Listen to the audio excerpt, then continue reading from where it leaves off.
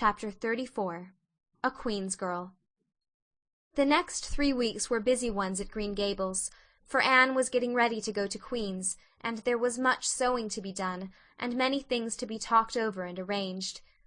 Anne's outfit was ample and pretty, for Matthew saw to that, and Marilla for once made no objections whatever to anything he purchased or suggested. More, one evening she went up to the east gable with her arms full of a delicate pale green material. "Anne, here's something for a nice light dress for you. I don't suppose you really need it. You've plenty of pretty waists. But I thought maybe you'd like something real dressy to wear if you were asked out anywhere of an evening in town, to a party or anything like that.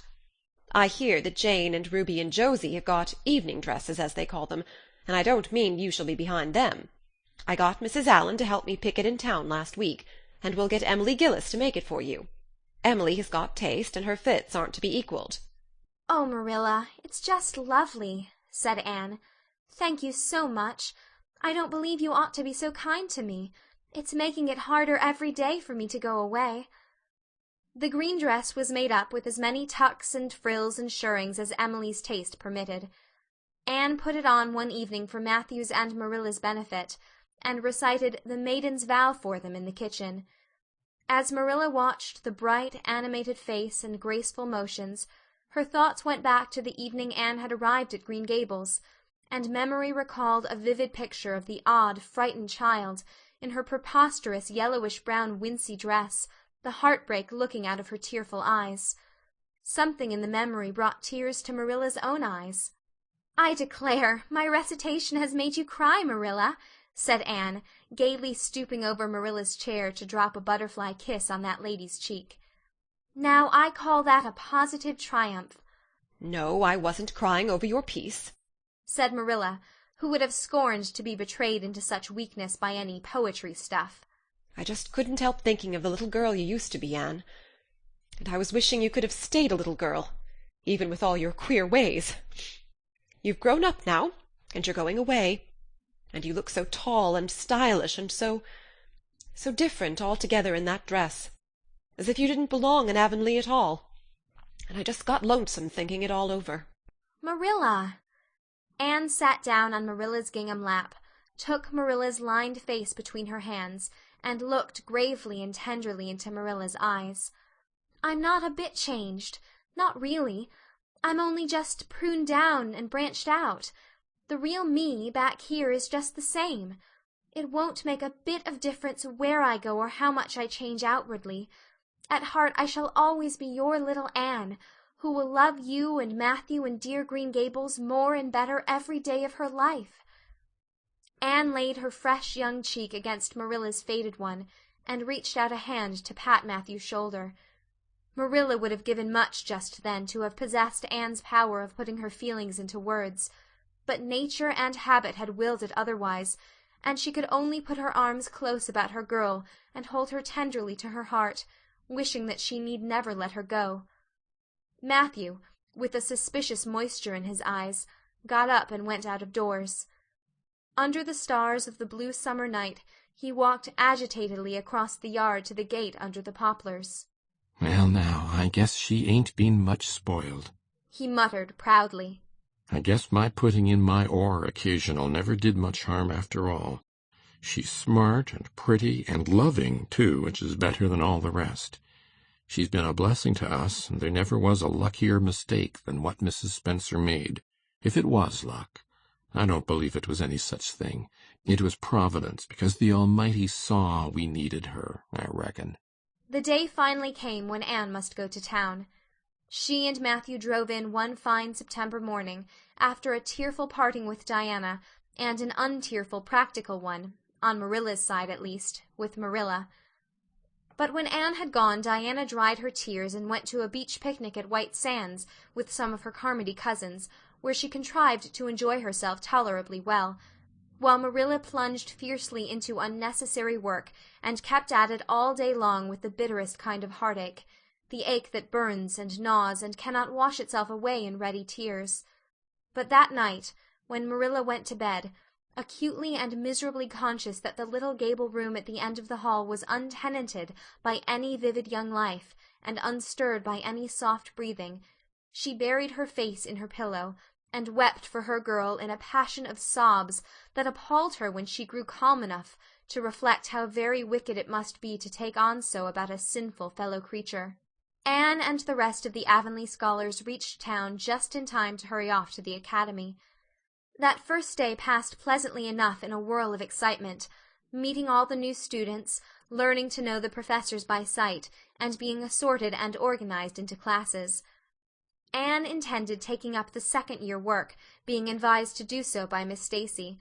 Gilbert Blythe elected to do the same. This meant getting a first-class teacher's license in 1 year instead of 2 if they were successful, but it also meant much more and harder work. Jane, Ruby, Josie, Charlie, and Moody Spurgeon, not being troubled with the stirrings of ambition, were content to take up the second-class work. Anne was conscious of a pang of loneliness when she found herself in a room with 50 other students, not one of whom she knew, except the tall, brown-haired boy across the room, and knowing him in the fashion she did not help her much, as she reflected pessimistically. Yet she was undeniably glad that they were in the same class. The old rivalry could still be carried on, and Anne would hardly have known what to do if it had been lacking. "I wouldn't feel comfortable without it," she thought. "Gilbert looks awfully determined. I suppose he's making up his mind here and now to win the medal. What a splendid chin he has! I never noticed it before. I do wish Jane and Ruby had gone in for first class, too. I suppose I won't feel so much like a cat in a strange garret when I get acquainted, though. I wonder which of the girls here are going to be my friends. It's really an interesting speculation.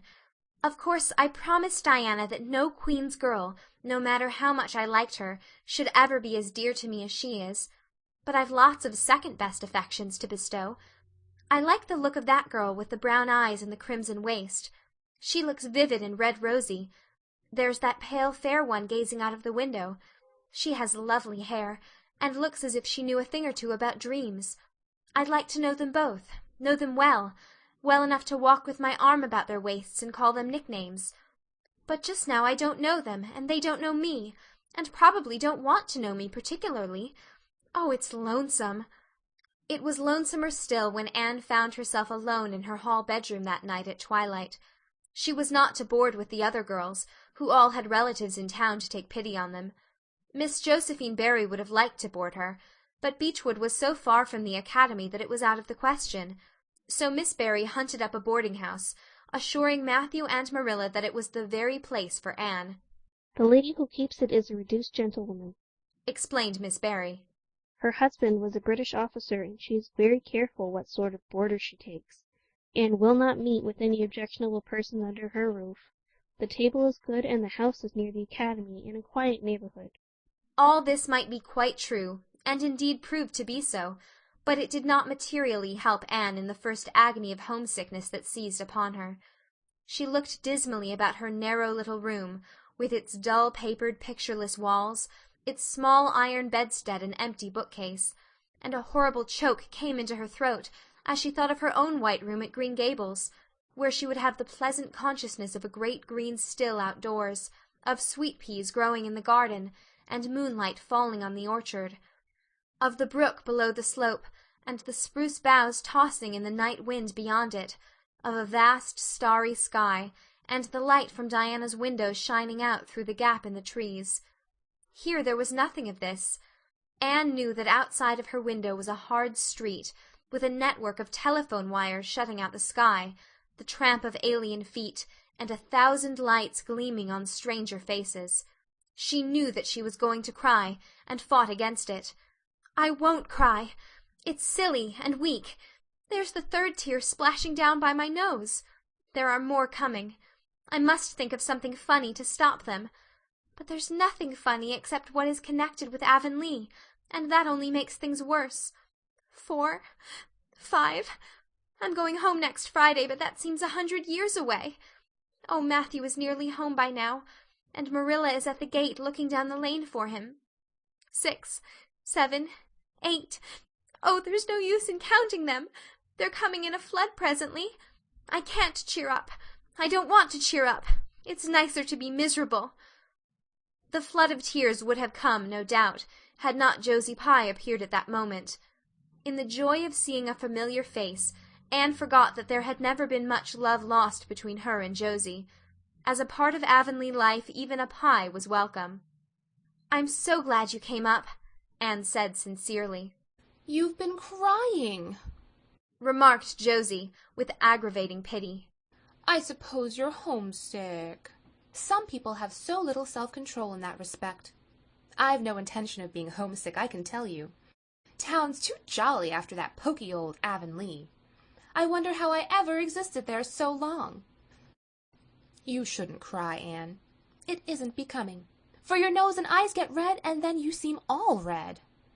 I had a perfectly scrumptious time in the academy today. Our French professor is simply a duck. His mustache would give you kerwallops of the heart. Have you anything eatable around, Anne? I'm literally starving. I guessed likely Marilla'd load you up with cake. That's why I called around. Otherwise, I'd have gone to the park to hear the band play with Frank Stockley. He boards same place as I do, and he's a sport. He noticed you in class today and asked me who the red-headed girl was. I told him you were an orphan and that the Cuthberts had adopted, and nobody knew very much about what you'd been before that. Anne was wondering if, after all, solitude and tears were not more satisfactory than Josie Pye's companionship, when Jane and Ruby appeared, each with an inch of Queen's color ribbon, purple and scarlet, pinned proudly to her coat. As Josie was not speaking to Jane just then, she had to subside into comparative harmlessness. "Well," said Jane with a sigh, "I feel as if I'd lived many moons since the morning. I ought to be home studying my Virgil. That horrid old professor gave us 20 lines to start in on tomorrow. But I simply couldn't settle down to study tonight. Anne, methinks I see the traces of tears. If you've been crying, do own up. It will restore my self-respect, for I was shedding tears freely before Ruby came along. I don't mind being a goose so much if somebody else is goosey too. Cake? You'll give me a teeny piece, won't you? Thank you. It has the real Avonlea flavor." Ruby, perceiving the Queen's calendar lying on the table, wanted to know if Anne meant to try for the gold medal. Anne blushed and admitted she was thinking of it. "Oh, that reminds me," said Josie. "Queen's is to get one of the Avery scholarships after all. The word came today. Frank Stockley told me. His uncle is one of the Board of Governors, you know. It will be announced in the Academy tomorrow." An Avery scholarship!